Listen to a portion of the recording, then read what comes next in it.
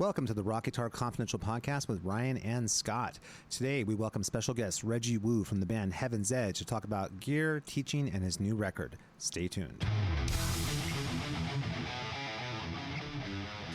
Hey guys, welcome to the Rock Guitar Confidential Podcast with Ryan and Scott. Today's special guest, Heaven's Edge guitarist Reggie Wu. Reggie, welcome. Thank you for coming in to join us. Thank you for having me. Absolutely, man. Thank you so much. Been a fan for years. Just excited to get a chance to talk to you. So, Ryan, what's our first question for Reggie? What do you think? Yeah, well, so we just wanted to find out what got you into playing guitar. Tell us about yourself as a guitarist. Well, I growing up in a family where my mom was a classical pianist. It was the law. You had to play piano like 3 or 4. Hated it, but so glad I stuck with it. So she had us playing, and then at third grade or fourth grade, you have to pick a second instrument. Picked the violin and hated it. Oh man, a little dorky Chinese kid, and was walking to school with a crew cut, and I just felt like such a dork, And I always would play like this. Yeah. So finally, one day, I would ask Santa for a guitar, and got one that year, and I remember screaming up the chimney, "Thank you, Santa!" I was so excited. That's so sweet. You know, it's funny. I was going to say the violin. At least you're getting closer. You're getting closer. Yeah, a little closer. Not quite as cool. But it's funny now. I'm like addicted to the piano. It's like I went full circle now. Like that's what I really love to play. It's crazy. Yeah. Probably because it's on your own terms now, right? Because you're doing what you want to do. Yes. Rather than someone else is telling you what you have to do, which is crazy. Well, on that note, I hated it. You hated it, Dan? Is that what you think? Yeah. Well, let's talk about that. So grateful my mom made me. Oh, for sure, dude. For sure. So what got you into playing rock guitar, though? Like, what kind of what was the thing that got you in that direction? Well, I mean, back then you just took a guitar out of you guys probably know Mel Bay. I think I finished, yeah. Alfred's by year 5. I was playing, When the Saints Go Marching In with chords, and sure. My buddy showed me, I'm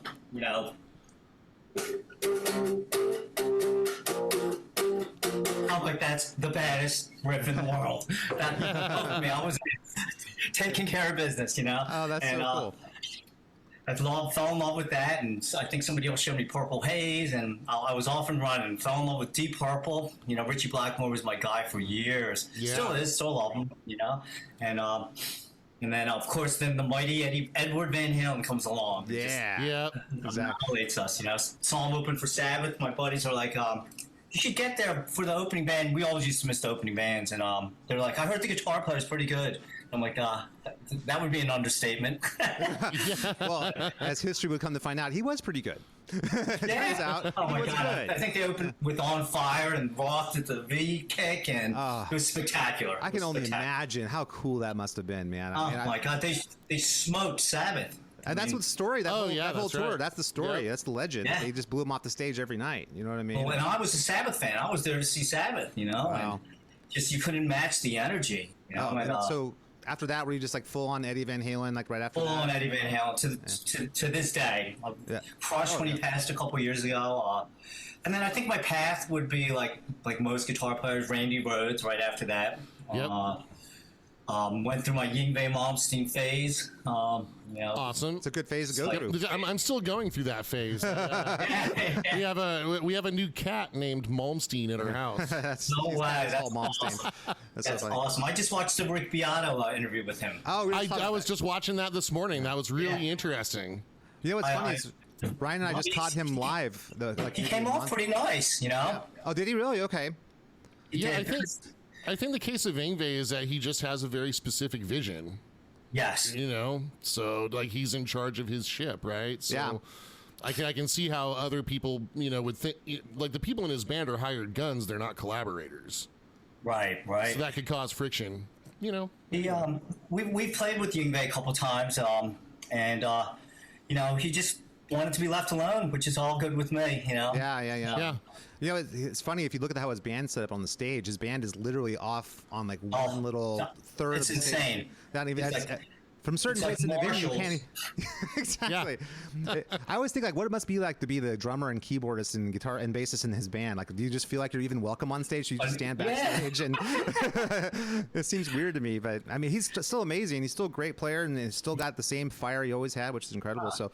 Now, how did that shape you when you started Heaven's Edge? Were you taking those influences and sort of synthesizing them, or how did that affect the early part of the band and the writing? Yeah, I mean, coming from a classical background, that's what I gravitated towards right away.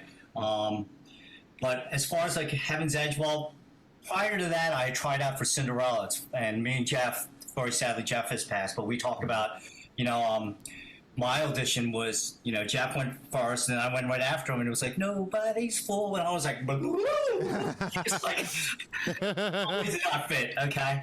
And that kind of like shaped me, like, okay, it's not all about just like blazing as fast as you can, it's about like the song and playing what's right for the song, and that's what I started gearing myself towards. And especially, nowadays, you put on YouTube, the players are spectacular, Right. It's true. There's a lot of great players out there. Yep, for sure. the Max Ostros of the world. Yeah. Oh, just insane. And, coming from the 80s, everywhere you turn, like we play these Monsters of Rock cruises, and, in this lounge you got Kotzen, in this lounge you got Hoekstra, in this lounge you got Nuno. It's like, my God, look at these guitar players. Lynch, it just goes on and on. They're all spectacular, Yeah, we teach full time too, and we try and explain to our students, like, you guys don't know how amazing it was back in the day. Like when we were like starting out, every band had an amazing guitar player. Even some band that you would never even, like a band like XYZ, let's say, who's like kind of he was great. Band. Mark Diglio was a monster, and then Reggie Wu is a freaking monster, man. It's the same thing. These bands that everybody, and it was the bar was so high, and then that's why when the grunge thing happened, it was so heartbreaking, because it went to just anybody who can, like, you can't even tune your guitar, you can play a drop D power chord with one finger, you could be in a band. You know what I mean? You're on the cover of Guitar World. It's like it was so sad. And that's another question I wanted to bring up, because you were on ground floor when we've in our podcast of what we call the grunge apocalypse. We've dubbed it the grunge apocalypse. We could like the dinosaur extinction where the asteroid destroyed all life. That's kind of what it was like. And we were kids when that happened, but you were on the ground floor. You were in a major band at that time. So what was it? Yeah, I mean, our album came out in '90, and we had finished it. Very sadly, like the local radio station here in town, WMMR, was having a little party for us, and at the Empire Rock Room, our bass player had me and my wife literally left 2 minutes before our bass player. He left the club. Some guy earlier in the night was drunk, bouncer threw him out, and he's like, I'm coming back and killing everybody. This is back in '90 when, which shootings are not popular. Now, very sadly, nowadays, they're like right every day or something. Right. And he walked through the door and took apparently a sawed-off shotgun means it sprays you with like pellets or something. And not sawed-off means it puts a big hole in you. And so he took 150, 175 pellets all the way down. Oh, geez. His groin was gushing. It was crazy. And it was insane. We thought we were going to lose him, and the label, our management was like, we need to get another bass player, and we're like, no, we're waiting for him. He's our family, and that's good of you, man. That's incredible. And in that time, all of a sudden, we go to Columbia Records, and we're no longer on the walls there anymore. It's a band called Alice in Chains. They handed us the demos, and I'm like, I'm like, this is terrible. Now they're like one of my favorite bands, but of course, back then I couldn't see it. Can I ask you a question though? Because I remember when I was a kid and that album came out and being damn impressed. So you guys got a little MTV play with that first record, right? Right. Our record came out first, us and Warren. I think Warren was on their second record at that point. Okay. I can't get the timeline straight, but I just know that, to Donnie on his credit, he had the vision to see that Alice in Chains was, to this day, they're still relevant. They're a great band, no doubt. Yeah, they're a great band. They're one of my favorite bands now. Yeah. I mean, honestly, of that whole generation. Jerry Cantrell. I used the Jerry Cantrell Friedman amp. Did I use the amp that got that ended my career? Yeah. Well, no, just put you on a different trajectory. You're on a different place. You know what I mean? I just have to imagine. So, from your perspective, did it literally feel like, okay, one day we're great, we walk in the label office and we're right there, and then the next day it's just over? Was it done? I remember we filmed half the video for our second video, Find Another Way. We shot half of it, and we're supposed to fly to California, shoot the other half, and they pulled the plug on it. I remember our managers, we were in Boston, and we got the call saying that the plug was pulled, and our management was sitting in the office with Donnie, and he stopped the song halfway through and said, I'm sorry, I can't put a cent into the song. And our management was like, well, we've already spent $75,000 on the first half. and he was like, "That's more the reason to pull the plug now. The song is the biggest, worst song he's ever heard." You know? Oh, good lord! Oh, That's such crap, man. I'm so sorry, Reggie. That sucks. Man. So, and then the climb up was spectacular. Like everywhere we played, it was sold out. The climb down, woo, it was ego crushing. You know, the rooms that we played were 2,000 people, are now 1,000. The next time we went back, it's 500. The next time, you know, it just kept getting less and less, and finally by '93, we were just like, you know, let's hang it up and let's call it a day. We had a nice run, which was perfect because it kind of forced us to find another life. You know, we had to forge ahead. I had a family. I had a little daughter at that time, and I was the only guy in the band with the family. And I'm like, what am I going to do? You know, and my mom was just like, you teach. I've always had you teaching, you know. And I started teaching when I was like 14, 15, you know, one or two students, and watching my mom teach all the time. And you know, I ran a little ad in a local newspaper here called the Trading Times. They sold cars and stuff, and in the back there was like a music section, and I was like, Reggie from Heaven's Edge, looking us, you know, taking guitar students. So I got my first 17 students and never looked back. Oh, wow. All right. And here I am 30 years later. Crazy. That's so great. Now that actually answers the next question, which is how'd you get into teaching? But let's talk about teaching students and what your teaching philosophy is as far as an instructor. How do you approach it? You know, what's your way of thinking about it? Because Ryan and I do this full time too, but we always love to hear other people's perspectives on how they go about it. You know. Well, at the beginning, I was teaching all shredders, musicians, you know, just people, you know, friends of mine, whatever. And I found out fast that those are the most unreliable because they're either have no money or they're on tour or they're out. So I directed myself to like more family oriented. Yeah. And so now I'm teaching, you know, Mary Had a Little Lamb to a 4-year-old, you know, but it's so fun. It's the little kids. I've always liked little kids, and I just have a ball with them. And the main thing, my philosophy is you got to have fun. My mom knew how to walk that line. They would come out of the lessons crying, you know, but they loved her. But they loved her, you know. And I don't know how to do that tough love thing, so I'll just be loved, you know. I just give the kids and try to make it fun for the real little ones. You know, my lessons are only a half an hour. You know, some people take an hour, but you know, if I can get 20 minutes out of them, we'll go downstairs and bang on the drum, you know, and they love the drums, just anything to keep it fun. And then about 20-something years ago, one of my students said, my school lost their music teacher. It's a Montessori preschool. And would you want to come in and teach? And I'm like, I don't know. I'm good at like one-on-one. I could teach you like Van Halen one-on-one. I've never taught like it was like 70 little kids. I'm like, man. Wow. Wait, all at once? 70 little kids? All under 5 years old. And I was just like, I didn't sleep the night before. I was like scared out of my mind. I can imagine. You know, I generally don't take students until they're about 10 years old, give or take a little bit. Really? Yeah. I always recommend, I'll take them as young as like 5, but I would recommend like 8 is like the primary age. I would say that. But, I mean, it's so every kid's different. I mean, you know this. Every kid is totally different. Some kids at 5 can totally handle it, and some kids at 10 can't. You know what I mean? It just depends on the kid. You know what I mean? And I think I always tell the parents, like, you know your kid. Yeah. So now, are you guys primarily guitar, or do you do piano as well? I do guitar and bass. I do guitar and bass. I reluctantly bass. I always try and talk my bass students out. I'm like, you know, you sure you want to do this? I mean, you're worth more than this. You can do better. Yeah. Show them that picture of you know, the singer with the 4 girls, the guitar player with the 3 girls, the drummer with the 2 girls, and the bass player with the dog. Exactly.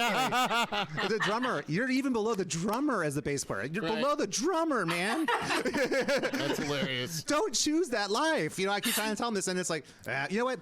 It's something that's unique to like our generation, because I think we venerated Guitar Heroes so much. It was like our world was Guitar Heroes, that we just think the electric guitar is so high. You talk to someone who's 15, they don't have any understanding that was ever the case. To them, it's like DJ is the coolest thing you can be. What are you talking about? Yeah, I know. You know, and, so terrible, man. But bass players are needed, so they are needed. Yes, they are. I don't know that they're appreciated, but they're needed. No.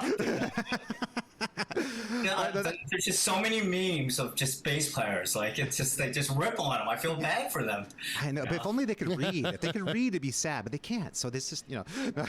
All right, the one thing I want to talk about now, speaking of then versus now, is I really love the new record, man. Get it right. It's a killer record. I want to talk about it's a great record. How that came about. You know what's funny? I was just saying to Ryan this morning, as I was listening to, really I had a playlist of all your stuff, and I was listening to stuff off like the first record, and I wasn't looking at it, and I said there's a real through line. It feels very consistent. The music is, well, whether it's off the first record or off the newest record, there's really a very consistent vibe to the band. The production is really good on both things. I mean, so what was the process of the new record? How did you guys get into it, and what are your thoughts on the future of that? And also, why now? Yeah. Well, the band ended in '93, and aside from a couple of charity gigs or friends that needed us to help play some charities, we did like one or two of them, and then this guy in London, Kieran, like 2010, starts calling us. You guys got to come to London and play the Firefest Festival, and I'm like, why would we go to London and play? And he's like, you got to come. So I kind of blew it off for a couple of years. My wife had just beaten breast cancer in 2013. She's doing great. That's great to hear. And I was just like, you know what? We only live once. Let's do it. Let's round up the guys. So 2013, we went over to London and played, and it was mind-blowing. They knew like every song, every word, a couple thousand people. It was spectacular.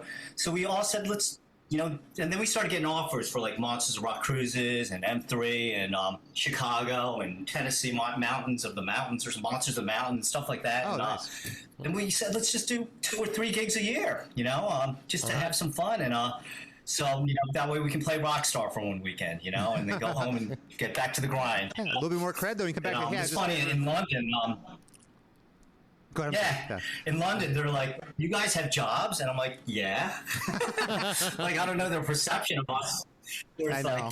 So, we started doing that for a couple of years. And then very sadly in 2019, George, who was shot before, passed away from lung cancer. Oh, sorry. And I thought for sure that was it. We're done.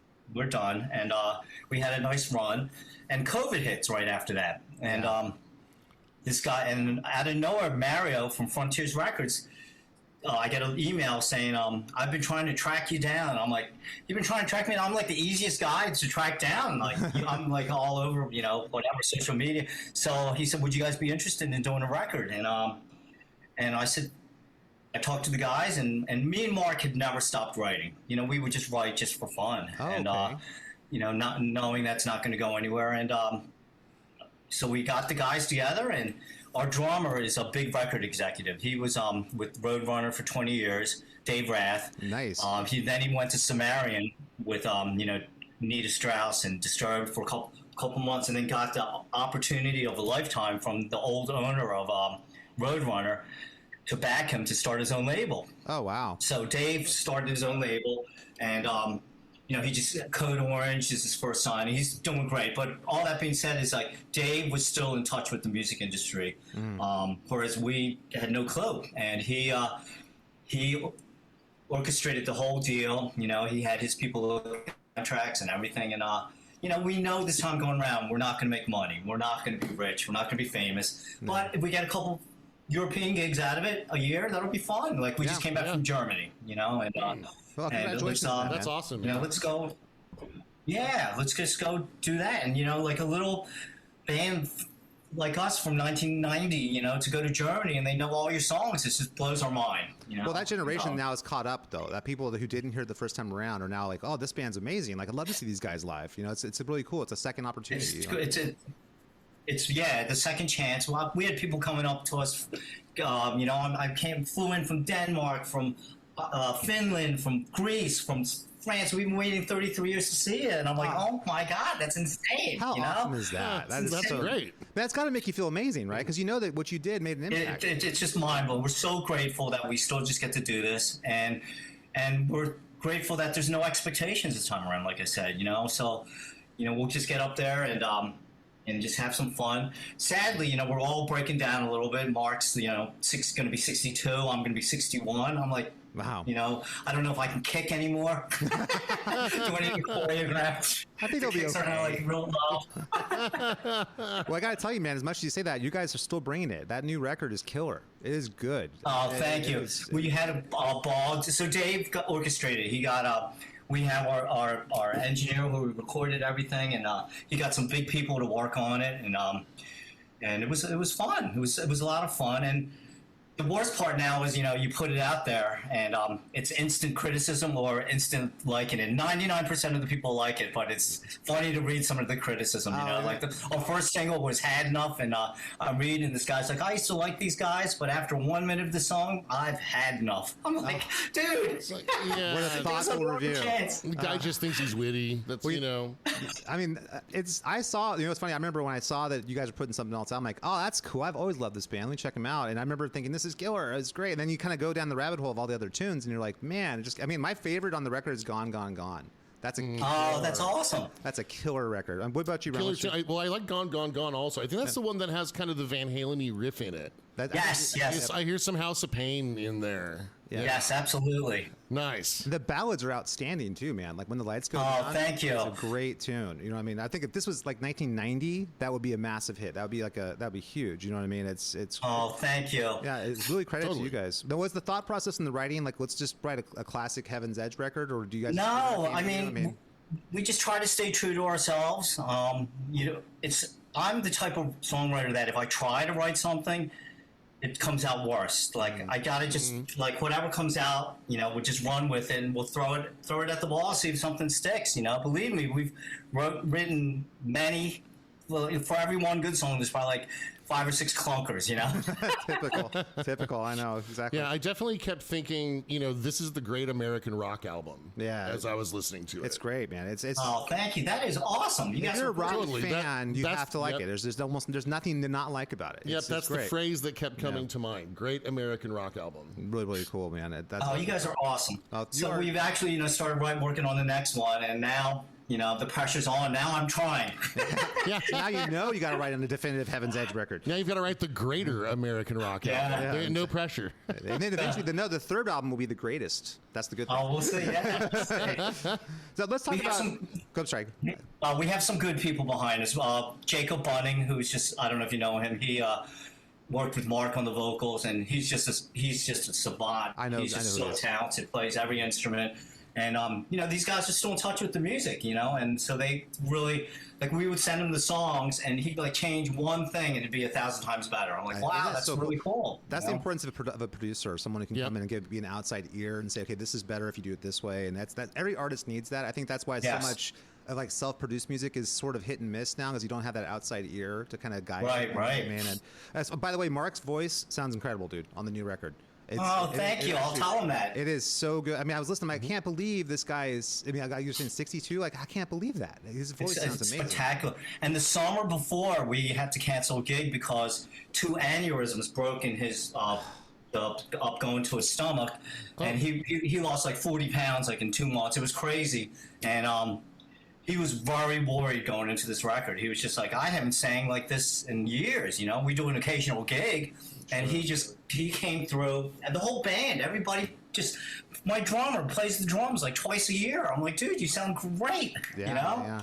Well, Cass, you got a question, because we were talking before about how many great guitar players are out there in the world. So when you were recording solos for this new record, were you feeling the weight of that? Like, there's so many great players out there, I've got to be in competition, or were you just, I'm just going to do my thing? Like, how did you approach it? I definitely just said, I'm going to do my thing. I can't compete with the George Lynch's of the world. I just want to do my own thing, and you know, I have arthritis. My hands are breaking down, and Sorry to hear, man. it's really, you know, getting older. And in fact, I've just been meeting with the doctor. I might need a knee or 2 replacements next year. You know, I'm just like, Jesus, God. Do the gigs first, man. Do the gigs first. You know, go play Europe first, and then come back. You know. Yeah, and so my hands are breaking down, and I can't play like I used to. You know, I used to play, you know, 4 or 5 hours a day. I'm like, right now, I literally teach 10 hours a day. Sure. And Yep. I got a boy in college out in California, and got to keep the pedal to the metal. You know, and you know, and so by the time I'm done my day, you know, I'll sit down and, you know, and just noodle around. But I'm not doing like the Steve Vai 10-hour workout like the old days. You know. Sure. Yeah. Yeah, I think it's funny when people like, because we're instructors and we just put out a record too, and we know what that's like, you know, because we've been playing all day. Like the last thing you want to do is go home and be in the studio for 4 hours. Exactly. You know, it's like you've been playing guitar all day. You don't want to do that. But you know what's funny though? When you're playing guitar for 30, 40 years though, your fingers just do things. You don't need the reps like you did when you were younger. You know what I mean? There's more of a connection between your brain and your fingers than there was. You know what I mean? So Absolutely. Yeah. Absolutely. I listened to some of the solos, like from the first record, like Play Dirty. There's not an ounce of soul in there. It was just like, play as fast as you can. It was like it's ripping, almost though, unlistenable. dude. I can't listen to it, you know? Okay, quick question on that first record. I want to talk about like Daddy's Little Girl riff. Where did that come from, man? That's sick. The whole riffage to Daddy's Little Girl. Oh, that's awesome. Yeah, like, it was just a riff I came up with, and I gave it to Mark, and he ran with it. I think Mark came up with the chorus, you know. Came up with that part, and I came with that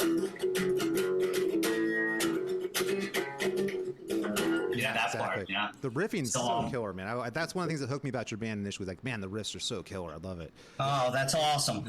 Yeah. I love writing with Mark. We really have a great chemistry, and we can, we kind of. It's funny. The last song on this record, you can kind of hear that I love Alter Bridge. I'm just a big Mark Tremonti fan. So the last song on the record is called "I'm Not the One," and it has that Alter Bridge like 6/8 swing. And Mark, I came up with the main riff, and that day Mark like literally stops at my house. He's like, "I got this riff," and he starts playing the chords that eventually became the verse. It's like we were just in sync. I'm just like, wow. You guys are writing separately. That's amazing. Perfect. Well, let's talk about gear a little bit. So let's start with like the gear you started out with and how that's evolved to today, and sort of what your philosophy with like guitars, amps, strings, pickups, and whatnot are. What did you start with, and what are you doing now?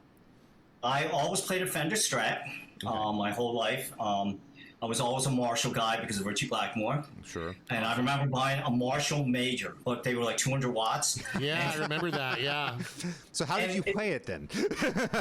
I didn't. I was like, this sounds terrible because you had to turn it up to 9 to get distortion. Yep. And at How that many point, fans got vaporized? Yeah. Right. Or you had to put it like downstairs on the wireless, like in the garage, like. oh my Right, facing the concrete wall of the basement, and then, yeah.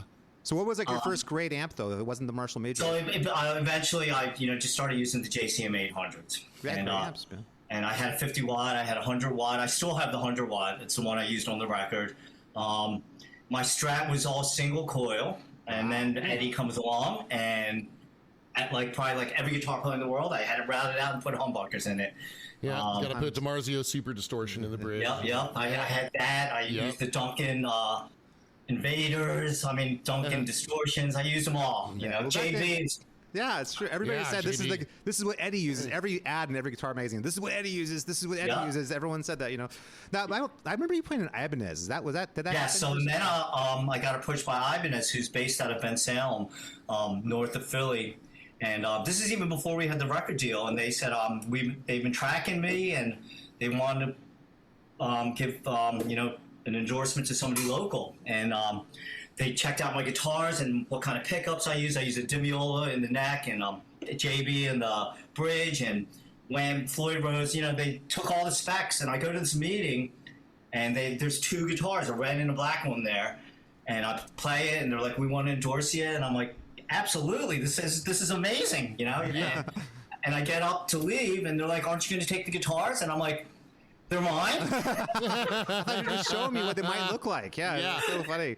And I tried to act all cool, but I'm like shaking. I get to the car, I'm like, "Wow, as a starving musician, like that's like hitting the lottery." Yeah, no kidding. Yeah, that's killer. No kidding, man. And those guys, was that like a wizard neck on that? Was that? Yeah. It's so cool. The Sabre was the one I was using, and it's funny, like they were just so wonderful. I snapped a neck in San Diego. I broke it, and that next day they had like 4 necks sent to me, and they're just wonderful. And they totally took care of me. They gave me, they came to me and they said, "Would you be interested in a 7-string? Steve Vai just designed a 7-string." And I'm like, "What's a 7-string?" They're like, "It has a little B." And they're like, "Steve's getting the first 4. We'll give you the 5th one." And my 5th one said 00005 on the wow. plate in the back. That's so awesome, man. The sad thing is I probably got a dozen guitars from them, through the endorsement. And when the band got dropped by the label, like I was telling you before, I was the only guy in the band with a family.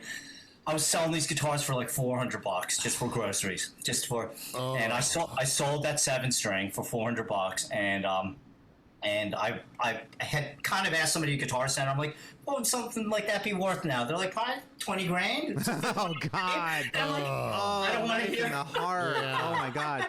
You know, it's funny. I had a conversation with Reb Beach from Winger a while back, and I remember him telling me a very similar thing. Like that he had, you know, when the grunge. I mean, Winger probably was the most destroyed band from the whole thing. Oh, and God. he had to sell all of his guitars except for a couple. I mean, it was the same. He did? Yeah, I mean, same thing. Yeah. I remember he was telling me a story that I guess he had to borrow money from Kip to go out to the Alice Cooper edition or something like that. It was like terrible. I mean, I can't. Right. That's why I take the grunge apocalypse so personally, because there's so many great bands and great artists and amazing people and musicians who just got destroyed based on nothing but other just doing the music that they loved and wanted to play. It wasn't their fault. Right. The industry decided they were going to do something else. You know, this People who worked hard to be good at music. Yeah. Right. We're being replaced by people who were not good at music.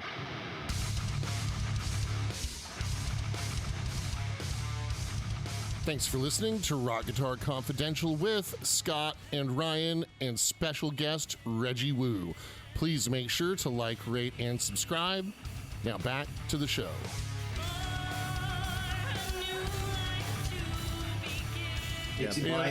Not referring to Allison. You know, Allison in Chains could have just coexisted in the current, you know, zeitgeist, right? Like Allison Chains was going to be successful no matter what the trend was. I agree with that. Right. Yes. But, you know, a band, you know, the Nirvanas and Pearl Jams of the world would not have been. Right. I mean, I totally respect those bands because they kind of like have their own sound. I respect any band, especially a band that can forge their own sound. Like Heaven's Edge, we sounded like everybody else, you know? But I have to say, Nirvana, they didn't sound like anybody, at least nobody that I listened to. So I got to give them credit for, you know, coming up with something original. And it ended my career, but it's all right, you know? You're everything's very for a generous, reason. Reggie. You're very generous. Very generous. I gotta tell you, you know, 'cause from our perspective, it's kind of different. We're a little younger than you. So like when we were little kids, we were like 13 when this happened, 14 when this was, and we were. Yeah, that's exactly right. And when that happened, I'd already been playing guitar for like 5-6 years, and I was way into Vi and Yngwie and Lynch and yourself and Reb and a bunch of these other great guitar players. And so we've been playing for a while. And then when that happened, we were like in junior in high school, sophomore in high school or something, and it was really sad to see like everything that we loved about music went away. You know what I mean? So it's kind of our unique perspective on this podcast is that, you know, by the time we were old enough to get into the party, it was already way done. yeah, the party was over. Right. The cops had already shown up. There's just trash everywhere. Yeah, we're our generation is supposed to be. We were supposed to be into like Dave Matthews and Pearl Jam and stuff like that. Right, It's supposed to be what we're into, but we're like, this sucks, man. I remember hearing like, oh, Nirvana's amazing. I'm like, oh, well, check him out, because I thought it'd be like a Saigon Kick kind of cool, different band. And it was what it was. I'm like, what am I missing? Like, I don't understand why. I mean, like I said, I totally respect them, but like I would never run out and buy a Nirvana record, you know, or especially Pearl now. Jam record. You know? Yeah. And that's not to say I don't like them. It's just not my thing. You know? Right, yeah, right, exactly. You know, I distinctly remember working at the guitar shop when I was a kid. So I started working in music stores when I was 15. Wow. And I remember all the teaching studios, you know, went from hearing, you know, the old trope about Stairway to Heaven, right?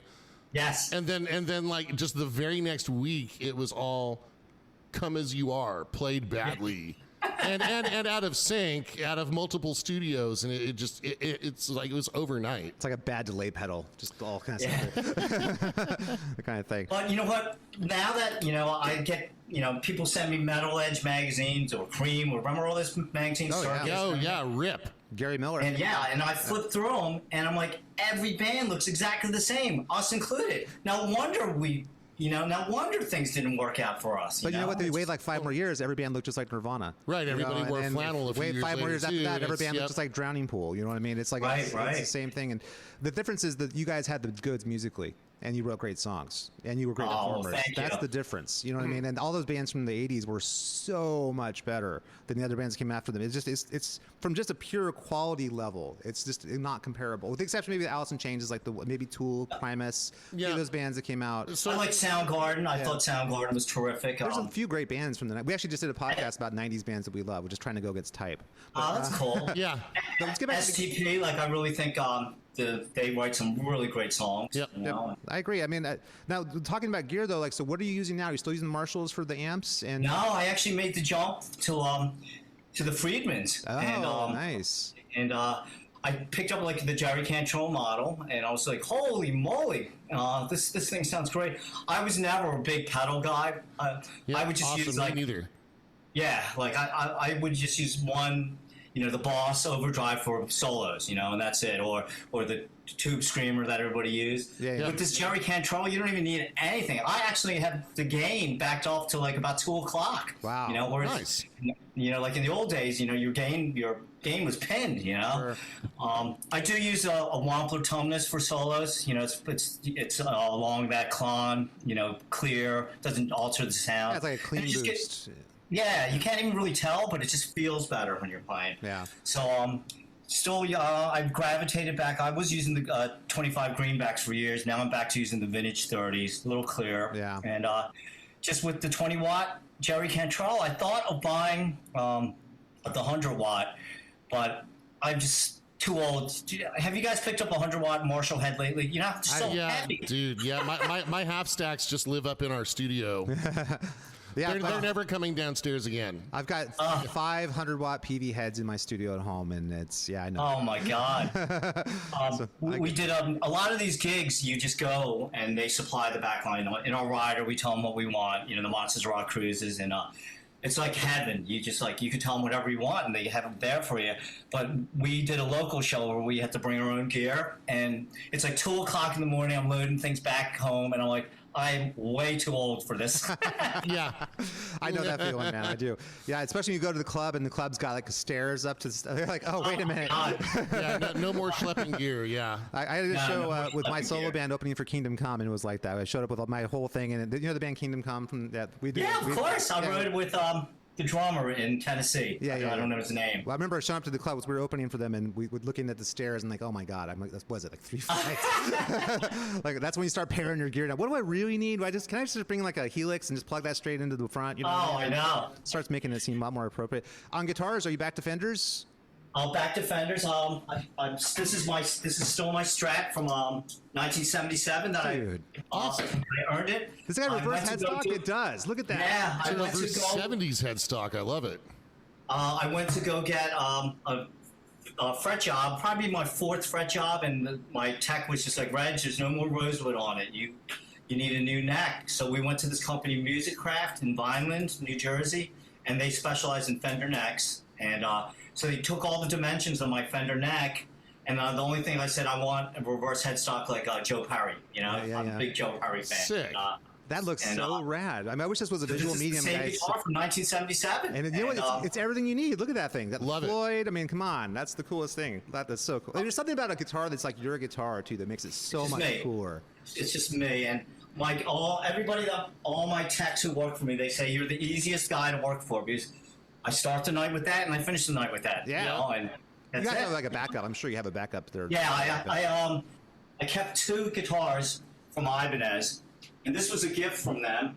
They were so sweet. They gave me like this Heaven's Edge guitar. Oh, that is rad. That's awesome. Love it. I know, with the wizard neck. So I've had offers for this, but I just can't part with this. No. Yeah, don't. Yeah, it's a killer guitar. That is rad, dude. That is. It's and I just very sadly I lost my parents in the last 2 years. Oh, I'm sorry. Sorry to hear So my that. dad Yeah. wrote my name. This is my name at the bottom. So it's Wow. Wu is this symbol here, Dai Jean. So if you look on Wu, it's got 2 legs. Like every symbol means something here.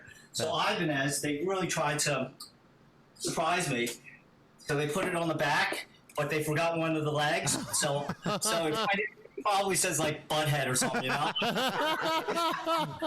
That is so cool, though, man. That is awesome. That is so. I mean, honestly, that's as cool as I can see as a guitar being. That's amazing. You know what I mean? Yeah. So Killer. I just want to keep this one. So this is my backup. Nice. Yeah. Yeah, I mean, And can I ask you a question, like a tech question? Yes. When you set up your bridge, do you set it to float or are you down only? I set it up where you can. I have a piece of wood where you can't pull back Okay, on so you're it. down only. Okay. Yeah, I just can't. you break a string on stage, you're done. You know? Yeah. I know very well what that's like, my friend. it's rough. Yeah. But you know what though, you're giving up. I always talk to my students about this too. Like, should I have it floating or should I do it just down only? There's something you're giving up either way. You know, if you go down only, you got that stability. But if you go float, you can adjust the tones, you can vibrato chords and stuff. But if you break a string, like you said, you're screwed. So you're screwed. Just pick your poison, I guess, on that one. You know what I mean? I went to some company out in King of Prussia, Pennsylvania, and they sold me this big fat block. You know, so now it can't go back. Sure. You know, it's locked against the wood. Big brass block, yeah. You know, I gotta say, your style too. You actually use the whammy bar in a very cool and musical way. So that's something that is very, very cool. I'm a huge whammy guy myself, so I love hearing bar used well, and you do it great, man. You do it great. Thank you. I mean, it's all Eddie, right? Well, Vi had something to do with that too. Yeah. I mean, he's and Reb too. Reb's another guy that I think I thought. Oh my God, Reb's just added this. We do these cruises, and Reb Beach is right there with Nuno Betancourt in my eyes. It's like his solo is spectacular. I'm just like, his unaccompanied solo. I mean, like it's just spectacular. Dude, that 17 solo really knocked me on my ass when that came out. I remember just thinking like, holy crap. Amazing. And this is a story. I actually talked to Reb about this when Heaven's Edge was going belly up. My Ibanez rep was just like, hey, Paul's leaving Winger. Paul Taylor, I think his name is. Yeah. Would you be interested in being the keyboard player / rhythm guitar player? Understand this is Reb's show. You're not. And at that point, I was just like, you know what? I might as well. I have nothing else to do. That's interesting. So I went home and I demoed 17, Madeline, and Headed for a Heartbreak. I did the drums, the keyboards, and everything. I sent it out to Doug Taylor, their management, and that Doug calls right back and says, like, the boys want to meet you. So I started talking to Reb, and you know, he's out in Pittsburgh, and they had already decided to go 3-piece for that one record. Oh, okay. This is on the Pole record, I'm guessing. Yeah, and either that or Can't Get Enough or something. I don't know. In the Heart of the Young was the second one, yeah. So I never got a chance to audition or anything, but I think it'd been great in that band. Actually, it would have been fun. It would have kind of stunk because you know, I just would just be a salaried guy. But at that point, you know. Well, also, I mean, they got hit harder than anybody by the grunge apocalypse, so it's not like, you know, it probably didn't last very long anyway. You know what I mean? It's you're right. Yeah. But you know, watching them on these cruises, Red Beach, holy moly. You know, better than ever. Great guy, better than ever. I mean, good for him getting that Whitesnake gig too. I'm really proud. I'm really happy for him. You know what I mean? That's, absolutely. He's their musical director. He's just kicking ass. Yeah, great. And I took, you know, a couple lessons. Speaking of the Whitesnake, I took a couple lessons from Joel Holstra. You know, Oh wow. So what was that like? Terrifying. Like he's like, let's see what you got, and I go. well, you know, Joel Hoekstra, I mean, all of these guys are really fluid and smooth players. Yeah, that's true. And I mean, all the solos on the latest Heaven's Edge record are also really smooth. Yeah. Oh, thanks. Like you've got a great flow, Reggie, for sure.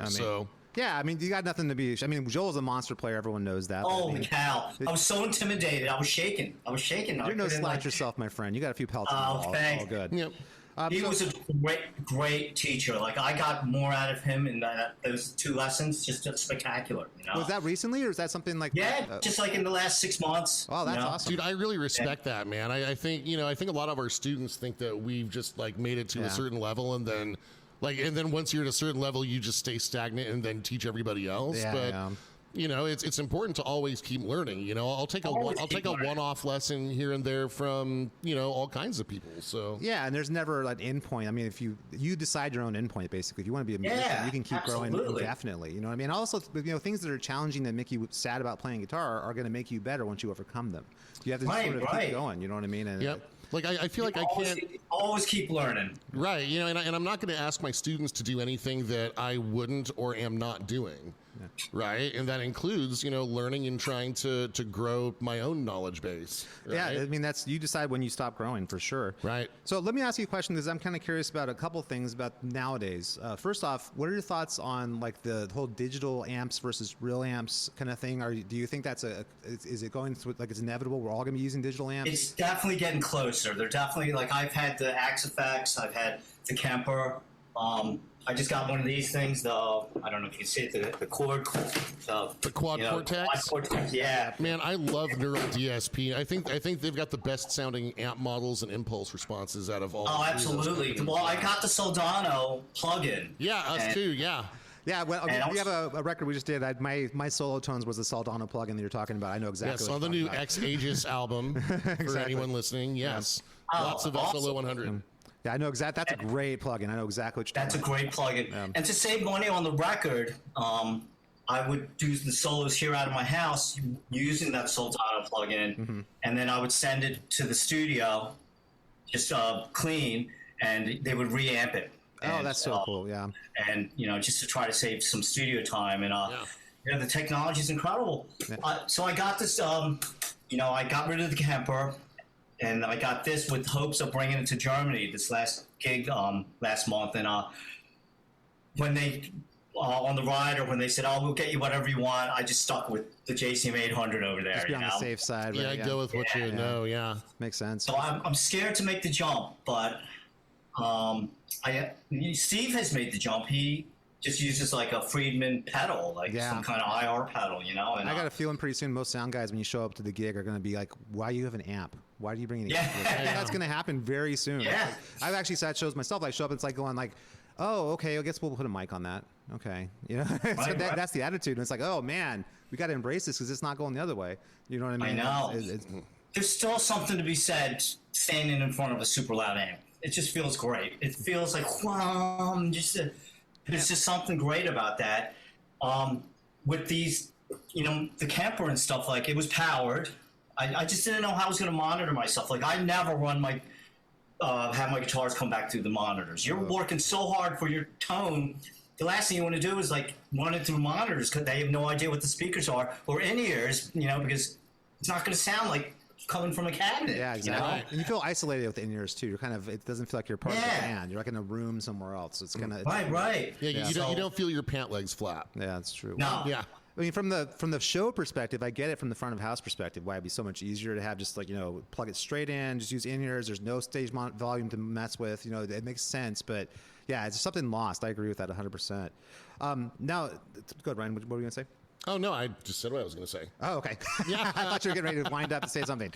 No, it's all right. I was going to talk to you about the music industry now, because you just recently signed with Frontiers to put the new record out. Like, what is your thoughts on where the industry is right now? Streaming, people aren't buying records anymore. Like, how do you feel like that's going, and how do you feel like the best navigation for that is?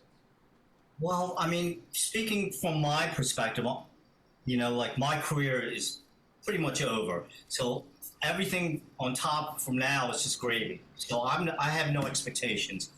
For somebody that's trying to make it, like a lot of my students, they're still young and they have aspirations in the music industry. Like, I don't know how they're going to make money, and I'm just like, nobody buys CDs anymore. I just found out 1,500 streams equals one album sale. I'm like, that's insane. That's insane. Yep.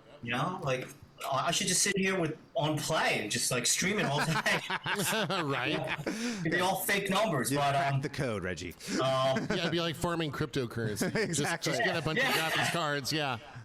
How do you make money? How do you make a living? But obviously it can still be done. I mean, Taylor Swift and Ed Sheeran, and they're doing great. For every one of them, there's got to be thousands of people just struggling. I think rock and roll is such a marginalized genre too. It's very underground. It's gotten to the point where it's almost irrelevant to the mainstream now. Yeah. I mean, but the one exception being the bands that were gigantic back in the day, like the Def Leppards and the Motley Crues and they're still doing well. Those guys, because there's just such icons. AC/DC. Those bands are going to always be great. But the bands, like yourself, like bands who have a smaller fan base, you just got to do what you got. I think it's all about touring. Yes. That's all it is. And then you got to. My God, the clubs are now taking 30% of the merch sales too. So it's like right. We were adamant about not touring, and I know that's the only way to support the record. And that's probably the record probably hasn't done as well as it could. I have my teaching here. I have my students that I can't be like, I'll be back in 3 months, and Dave, my drummer, is running a record label. I mean, we have responsibilities, and not to mention, if I go on tour, the the locks will be changed. My wife will be like, forget this, you know? Yep. Yeah. That's very practical. We can definitely identify with, Yeah. That's so funny. Yeah, I mean, and also like, you got to ask yourself, what's the point of touring? Like, what are you doing? I mean, how much are you going to make on that tour realistically versus what you can make staying home and teaching? You know what I mean? It's really sad though. I feel like it basically means all the people touring are bands, people in their 20s and early 30s. By the time that they're sick of living out of a van and eating, cold cuts in the backstage of a club, they have to move on. And I think that because people aren't supporting music anymore, it's going to basically cut the throat of the thing that they purport to love. Because artists can't support themselves, and they can't just be a sideline. You know what I mean? It's right. It's a tough. It's so different out there. And not to mention like a band like us, like if we like a couple friends were like, you got to come to Europe and play. Like a band like us, if we just toured with like a support act, we're not drawing 1,000 people a night in Europe. We'll be lucky to draw 200 people. Yeah. Well, that's sad because you guys are awesome. It was really sad to hear, but I mean, So that's why we jump on the festival bandwagon, because it's not just us; it's everybody. Well, what's so great about that sense. too is you still get to go play for the people who love you and want to see you, and it's not so onerous on you guys in terms of I have to take so much time off from what I'm doing. You know what I mean? And you're right. If you have a teaching practice and you got a ton of students, you can't walk out for 3 months and expect that that's still going to be there when you come back. You know what I mean? It's just not going to happen. So I mean, I stay up all night still. I don't sleep, but I want to be here in my house, and in my pajamas. Yeah. Now let's talk about that, because are you doing lessons in person still, or are you doing mostly virtual? I'm back to pretty much full-time in person again. Oh, okay. I still have a lot of people who stayed virtual just out of convenience. Yep, that's true. But I mean, did you guys just like have a heart attack when COVID hit? Oh, absolutely, man, dude. Having to learn Zoom and yeah. Well, not only you learning Zoom, but trying to be able to know it well enough that you can help your student figure out Zoom. Yeah. That's right. The hard, yeah. You know what I mean? I distinctly remember like a newer student, like it took us like 15 minutes on his first Zoom lesson for him to not get in tune. Because I can't reach through the screen and help. It's torture trying to tune through the screen. Yeah. I'm like higher, and they turn it the wrong way. I'm like, well, now I gotta go. I'm just like, oh the my E string God. and he's tuning the G string. It's like, okay, no, that's the wrong string. Yes. Go to the other string that's the one you're hitting. Hit that string. Let's adjust that. Yeah. Dude, the other problem that I find is that there's a setting inside Zoom for those of you listening out there called Original Sound for Musicians. You need to turn it on in your audio settings, because Zoom is naturally set to filter out background noise. Right. So it thinks you playing guitar is background noise. Now, apparently, you don't have that option if you're a student, if you just log on to your lesson through your phone. Oh, yeah. Oh, really? Wow. See, I didn't even know that. That's what I've been encountering, right? Well, when you say something to a student in that scenario too, like, okay, go into settings instead of original sound for that. That's a bar that's too high. Yeah, so it blows my mind. And I mean, I realize, some people may have financial constraints, but, you should, if you're a student out there taking a virtual lesson, take some time to set up your Zoom rig so that your teacher can hear you playing. Yeah. Exactly. Yeah. You know what? Now that you say that, there's been times when I haven't been able to hear my student, and that's probably what it is. Yeah. It's So if you go into audio settings, it's called Original Sound for Musicians. Click it on, and then you get everything. We'll have to set that Okay. YouTube Wow. Thank you. tutorial. See, I'm learning from you guys. Well, there we go. Hey, dude, yep. Well, we all went through that together. I mean, you're sitting there one day, it's like, okay, everything's shut down. We can't be in person anymore. And you're like, oh, okay, well, what am I do? Yeah, oh my God. A week I'm trying to teach. It's like you got to figure out something, and then and people, everyone's coming from a different spot in terms of their relationship with technology, like how much technology they're comfortable dealing with. And sometimes it's a really big ask. Okay, I'm gonna send you a link. You need to click on that link, and they go, what do you mean? Right. Did you have that experience too? Oh, absolutely. And it's just I've encountered it all with the lessons. So do you guys, when you went virtual, like I would write out the lesson and then I'd take a PDF of it and send it to them so they would have it. Yeah, a lot of my students, I give my students about a 40-page packet when they start that's got all the charts that they need, and I just hand it to them when they start. And I say, okay, this is your textbook. We're going to work our way through this. And then when they already had that, so I would just pull it up on my side. And if we're working on music reading, I would tell them, pull your book out. Here's where we are, page this, that kind of thing, and kind of working on that stuff. And yeah, if it's a new student, I would just email them a zip drive with a PDF with everything in it. Oh, that's awesome. You are way more professional than me. No, it's all right. So I will not take that. No, Rich. So one of the best benefits, I guess, is that anytime I did hand write out a lesson plan, it got scanned into a PDF. So now a few years later, I have this huge body of PDFs that can then be repurposed for new students, so that has been a positive thing. Since we're talking about the teaching thing, like, what do you think about, I'm not going to name any names, but some of these schools that have come out that are starting to try and siphon students off because they want to rock. And there's, these kind of the Guitar Center. I'll call Guitar Center. I'll call Guitar Center out. The Guitar Center teaching. It's sort of the lessons they get. Like, what are your thoughts on like these sort of rhymes with School of Schlock? Yeah, I'm not going to say the name, but like I think it's terrific. The kids get to play. They're really into it. I got approached maybe 10 years ago to open up, the Reggie School of Rock. I thought about it. We looked at properties, and eventually I just said, you know what? I'd rather just stay small and just be in charge of my own little life, rather than, get more I don't want to do that. I hate the administrative part. Oh, sure. Yeah, God. That's not what you got into playing guitar. It's not what you wanted to do. You want to play guitar. Yeah, I get that. I'm so behind on, now that it's Venmo and Zelle, somebody's like, when was the last time we Venmo'd you? And I'm like, I don't know. And we're like, oh my God, that was 7 months ago. Oh, Jesus. Right. That's a big check you're going to write now. That's 7 months. I mean, my God. It's just, I don't enjoy that part of, I like being with the guitar in my hand and having some fun, Yep, cheers to that. I definitely find, though, like some of the YouTube is kind of a competition for what we do on that front. Oh, absolutely. And then there's like the other companies that have that. I find that the thing is that almost all those guys are offering something or purporting themselves to be something that they're not. Like you're gonna come and learn how to play real guitar here at this place, and it isn't that at all. And right. Well, School of Schlock, they advertise lessons, right? Yeah, but then they'll say, well, we focus on the live performance aspect. Well, but your Facebook ad said guitar lessons. Yeah. So someone who doesn't know any better, they're going to sign up. Yeah. And they're going to get lessons from a part-timer who's earning just a hair over minimum wage, and they might not have the same teacher every week. Well, they're not going to learn the way you need to learn. I mean, eventually they'll filter to better instructors for sure, I figure. But YouTube is so tough too, is a lot of people think, I hear so many times students, and you probably get this too, I'd imagine, that hey, I was studying on YouTube for 2 years, and then I decided to take lessons. I mean, have you absolutely. That? I mean, absolutely. And it's like you can't. But now, you know what? I'll use YouTube now as a crutch. Like somebody just wanted to learn the Hotel California solo, and just put it in, and then you got some guy playing it with tab going across the bottom. And then I'll just use that. It just makes our lives easier. Well, someone at your level, YouTube is a great resource because there's infinite things you can learn from that. But if you're starting from scratch, you can't do that. It's almost like trying to learn how to do web design from you can't just pick whatever. You have to learn things a certain way, and it's really sad that we're fighting with that as perceived competition that didn't exist 15 years ago. You know what I mean? And it's a real. And I had a student just this last week who's he's trying to learn Immigrant Song. And he had sought out a couple of different YouTube tutorials because he just wasn't getting the rhythm, right? But the 2 different tutorials said 2 different things, right? So, one of them included like the low E string before going to the F sharp on the riff and doing the F sharp octave thing.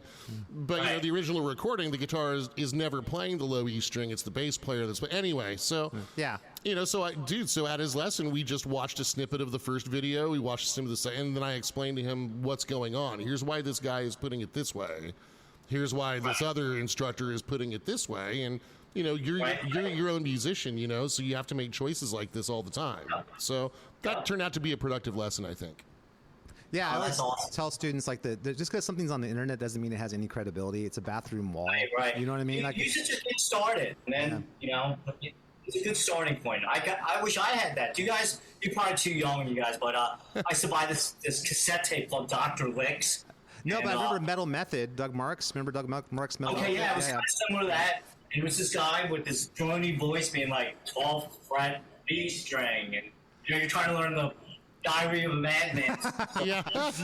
Put your first finger on the 12th fret. First finger, 14th fret. And I'll be like, and he sounds so thrilled the whole time. This is the greatest thing that's ever happened to me. You know what's amazing about YouTube, though, is there's stuff that you can find on there that's mind-blowing. I remember I saw the Alcatraz live in Japan in 1990 with Steve Vai. I'm like, oh my God, it's just right there. The whole concert's right there. It's like... It's remember, you guys are probably still too young, but growing up, you were the cool kid in school if you had a bootleg of Led Zeppelin. Oh, That got you. And, having a band in your pocket. Yep. Yeah, now everything's online. Just like you said, Alcatraz. Everything. I mean, I mean, there's stuff you see like the Holy Diver tour, like stuff like this, like photo shot. Have you seen the Van Halen off the first tour, the one you toured, the tour you saw? Yeah. There's that thing from like Fresno. I was like, holy crap! Holy moly! That's yeah, 2-year-old Eddie Van Halen. You know that's what I mean? like that's like film documentation of the coolest thing that ever happened in Fresno. It's unbelievable. It's unbelievable. and will ever happen in Fresno. The coolest thing that happened in Fresno. That was like the peak peak of the city of Fresno. Like it's been all downhill since then. Hey, I will say this: both Derek Carr and Devontae Adams are from Fresno. Did they get out? As long as they got out. I guess they could argue they're as cool as that. I don't know. All right, so that's funny. Just to wrap up, what's going on in the future with Heaven's Edge? How can people find out about you if they want to take lessons with you, if they want to follow your music, if they want to find your music? I'm on Facebook, just Reggie Wu. Okay. And that's I do have an Instagram. I don't really know how to use it. Funny, when this album came out, everybody's like, you need TikTok, Instagram, Snapchat, Facebook, Twitter. I'm like, holy moly! Like, I am so bad at like this marketing. But I watch my students like put it out there, and they get like 500,000 hits. I put out and I get like 7 hits. Yeah, it's definitely, you got to know what you're doing. Unfortunately, with that. Yeah, you really got to know. But they can reach me. I'm on Facebook, and as far as the future of Heaven's Edge, we're just kind of like, I don't know. We had a health issue last week. We were supposed to play with Firehouse and Janet Gardner from Vixen or something. Oh, yeah, that's a cool gig. Yeah, it is. The New England gig and New England Festival, I think it was called. And we actually had to cancel, like the first time we ever canceled the gig. Oh, man. Mark has not AI. Autoimmune disease called Sjogren's. Oh, something. wow. And no. it attacks his legs and his muscles, and we had to pull out. And it was just, I said to Mark, I said, no matter what, it's health first. It's just a gig. That's right.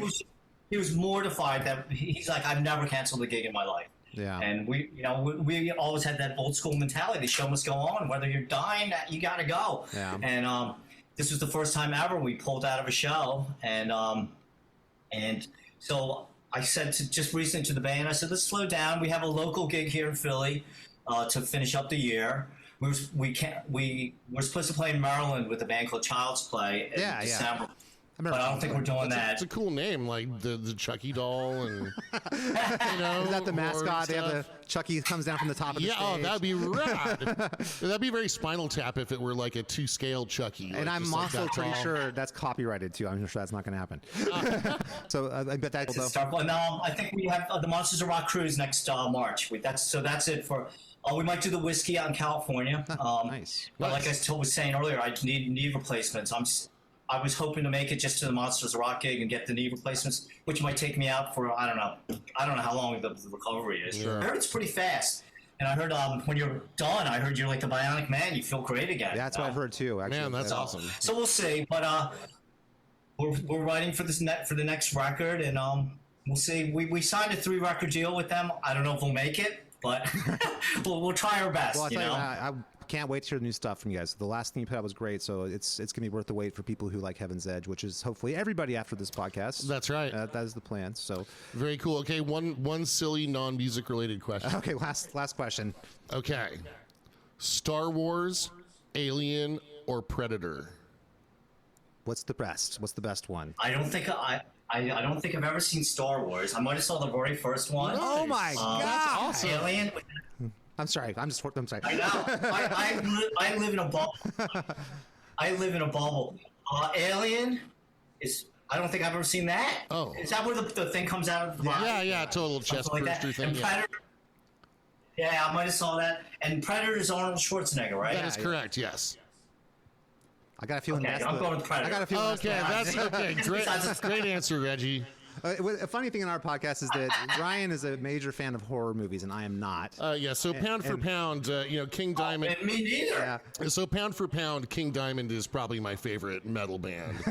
He's into the followed by any band that Graham Bonnet ever sang for. That's I think true. If I were on an island, that would kind of get me like covered, right? being so close to Halloween Yeah, means that Ryan's in his element. And I'm a gigantic Star Wars fan. That's why I'm like, that's why I'm so horrified. I've never seen Star Wars. How's that possible? Oh my god!